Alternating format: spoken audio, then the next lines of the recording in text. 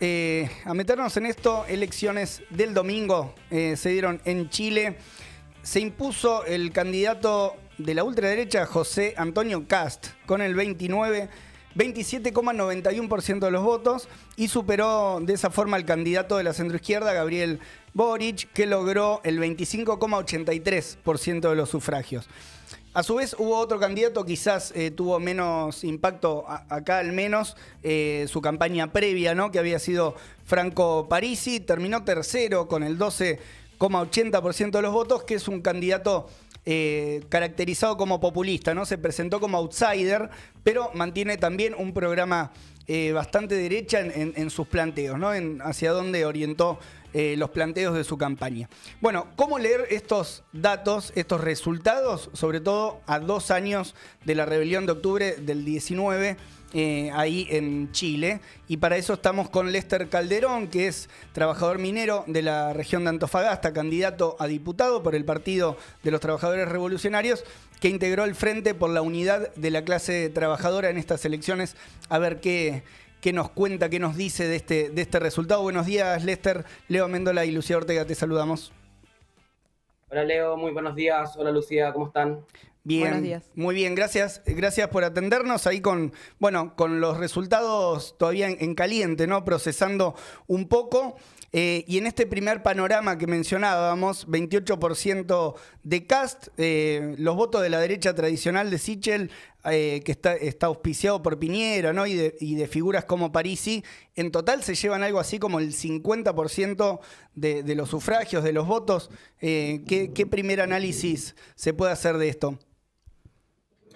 Bueno, hay una conmoción muy importante a nivel nacional por los resultados de las últimas elecciones. Me parece que hay algo muy importante que decir porque la derecha se fortalece en esta elección, es decir, hay un escenario que se desplaza hacia la derecha. Sí. Y los resultados son bastante claros. Tanto la combinación de las votaciones de Kast con Sichel y Parisi llegan cerca del 53%, por lo tanto, existe una mayoría en este momento, aunque la elección está bastante abierta, para justamente que la ultraderecha se posicione o que logre un triunfo en la segunda vuelta en las elecciones presidenciales en Chile.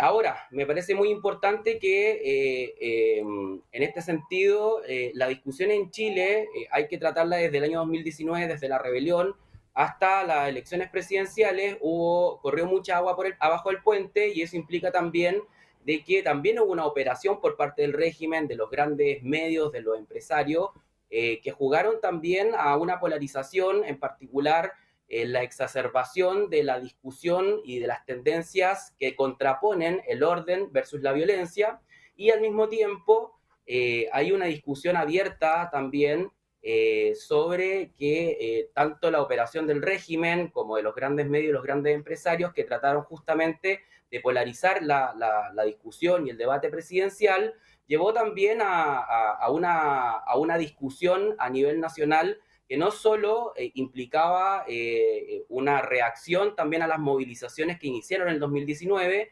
incluso uno de los puntos más álgidos también de esta discusión se dio en los momentos de la conmemoración del segundo año de la revuelta, donde incluso el gobierno y el ministro del Interior y el subsecretario de Seguridad Gallo tuvieron una ubicación en contra de la violencia y operando también a favor de Kast en estas elecciones. Pero también se dan fenómenos en regiones o en sectores del país bastante convulsionados, como es, por ejemplo, en la Araucanía, donde en las últimas votaciones sobre la mantención del estado de excepción o la militarización de la Araucanía, que es una de las regiones donde existe una militarización histórica, pero que al mismo tiempo, en el último tiempo, se ha exacerbado con un discurso de tratar de pegar a los mapuches, con el narcotráfico, o también la violencia por las demandas también del pueblo mapuche por la autodeterminación. Por ejemplo, en la región de la Araucanía, la votación de Sichel, de Boric, de Kast y de Parisi fue cerca de un 64%. Y lo mismo ocurre también en las regiones del extremo norte, como en Arica y Parinacota, y también en Antofagasta, por el problema migratorio, que la derecha también lo utiliza justamente para criminalizar la pobreza y también la migración, y que en la región de Antofagasta, por ejemplo, y en la región de Parinacota y Arica, también la derecha saca cerca de un 64% de las votaciones, es Lester, decir, un claro escenario a la derecha. hubo algo así como una campaña del miedo, digamos, o sea, pegando un poco lo que fue la rebelión del 19 con la idea de violencia, de descontrol en el país. O sea, tuvo un poco ese tono la campaña.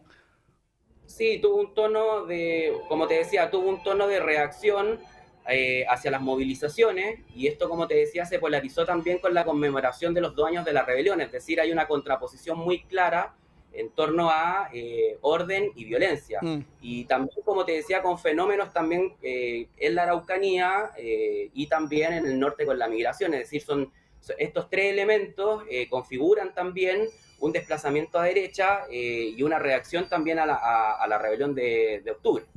Lester, vos recién comentabas, ¿no? Cómo desde la rebelión de 2019 hasta acá, saliendo un poco ya de lo inmediato de esta reacción, ¿no? Esta acusación de violencia, ¿no? A los manifestantes, pero hubo un proceso, ¿no? De desvío ahí. ¿Cuál fue el rol de Apruebo Dignidad en relación a este proceso y también para leer estos resultados, ¿no? Mira, me parece que es una pregunta muy interesante porque como dije, hay una conmoción política importante, sobre todo en sectores de la centroizquierda y de la izquierda, que están debatiendo qué pasa en Chile, que pasamos de una revuelta al año 2019 con reclamos tan profundos como el fin de la AFP, el sistema de pensiones, de jubilatorio, o incluso el fin de las concesiones, es decir, demandas progresivas y reclamos que se dieron en la revuelta a una... a un escenario con una clara tendencia a un desplazamiento a derecha, donde hoy gana la primaria un tipo de extrema derecha como Kast, con un programa antiobrero, antimujeres, antiderechos democráticos. Me parece que es muy importante la pregunta porque hoy existe una discusión también en la izquierda sobre qué es lo que sucedió. Muchos le echan la culpa a los votantes, pero para nosotros hay que hacer una discusión mucho más profunda, porque primero, entre medio de la revuelta hay un acuerdo por la paz que justamente implicó la impunidad tanto para los represores como también implicó un desvío del proceso de movilizaciones y de la revuelta que existió en Chile con un proceso convencional constituyente que hoy no se ha pronunciado por las demandas más urgentes que tiene la clase trabajadora y el pueblo, y que al mismo tiempo Apruebo Dignidad ha aceptado subordinar justamente la convención a los poderes constituidos, como el presidente, el parlamento, pero también los 2/3 o el candado de los 2/3 que ha existido históricamente desde la dictadura en Chile. Claro. A mí me parece que también Apruebo Dignidad, en particular el Frente Amplio y también el Partido Comunista, fueron responsables también de oxigenar a la derecha y que la derecha se fortalezca, porque justamente tuvieron una política donde criminalizaron la protesta con la ley antiprotesta que la firmó el Frente Amplio.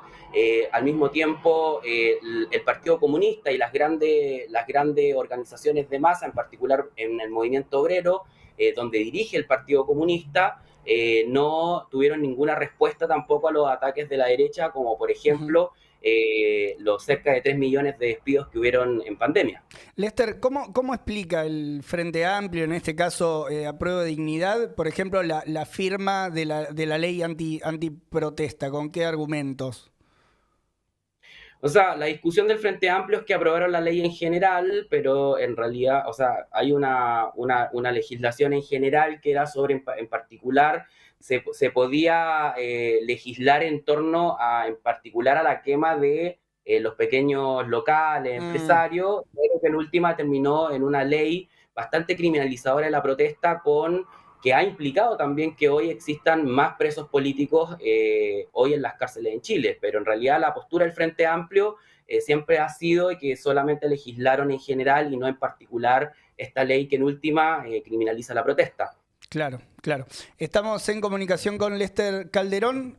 Bueno, también candidato fue en estas elecciones del domingo en las cuales Chile votó después de 2 años de la rebelión y con una fuerte elección de los candidatos de la derecha. Lester, obtuviste 80.000 votos para el Parlamento y elecciones de Consejo Regional. Bueno, con un programa, ¿no?, bastante distinto, opuesto por un lado a los candidatos de la derecha, pero también planteando una alternativa respecto de otros de los candidatos que estaban jugando en la elección, sobre todo los candidatos del Frente Amplio. ¿Qué importancia le ves a estos resultados que consiguieron ahí? O sea, para aclarar, sacamos 80.000 votos a nivel nacional y en la ciudad de Antofagasta, en la región de Antofagasta, sacamos el 5% de los votos. 5, bien. A mí me parece que es muy importante porque más allá del desplazamiento a derecha que existe en esta coyuntura política, sobre todo por los resultados electorales de la derecha, me parece que es muy importante decir que en realidad cualquier tipo de gobierno, es decir, tanto Kast como Boric, o si en esta segunda vuelta, dependiendo de los resultados de la segunda vuelta, se enfrentan a un problema y que las demandas sociales de octubre no han sido resueltas y además con un escenario económico bastante difícil. Organismos internacionales han planteado que lo más seguro es que el próximo año Chile entre a una recesión, por lo tanto se ve un escenario bastante complejo y además tampoco ha sido derrotado, no hay ninguna derrota tampoco del movimiento obrero ni tampoco del movimiento de masa. Por lo tanto, frente a este escenario de que también avisora mayor conflictividad y mayor lucha de clases, me parece que la votación que obtuvimos en Antofagasta y en diferentes regiones son una base justamente para plantear una alternativa de la y los trabajadores, las mujeres y la juventud, que no se termina arrodillando ni a los poderes constituidos como lo hizo el Frente Amplio y el Partido Comunista en la convención, ni tampoco que salvara al propio presidente en los momentos del estallido social, que justamente fueron los elementos que oxigenaron a la derecha y que le permitieron hoy acá ser la primera mayoría también dentro de estas elecciones. En ese sentido, me parece que la votación de Antofagasta y la votación a nivel nacional por parte de la lista de la y los trabajadores revolucionarios me parece una base justamente para enfrentar un escenario bastante complejo, y con posibilidades también de procesos de lucha de clase y bastante convulsivo en el país,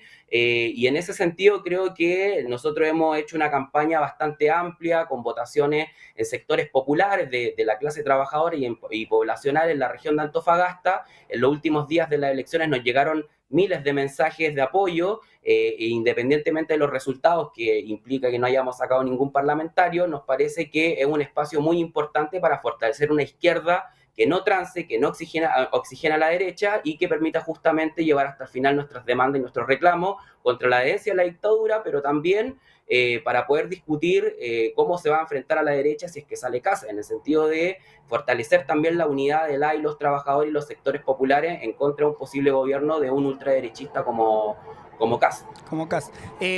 Bien, una que quizás nos quedó un poco colgada anterior, pero respecto de los análisis que surgieron en estos días, sobre todo ayer, hoy, etcétera, la elección se plantea como una elección abierta, ¿no?, para la segunda vuelta.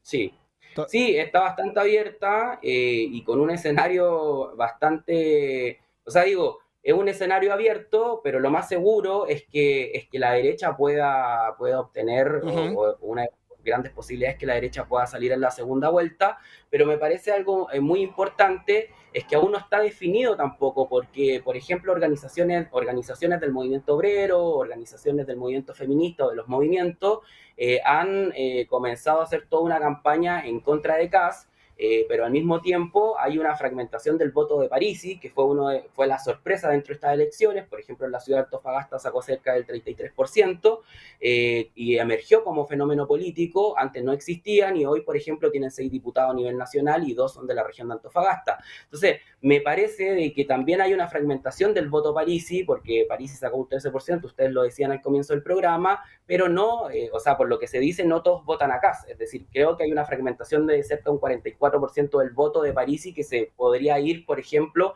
a Boric.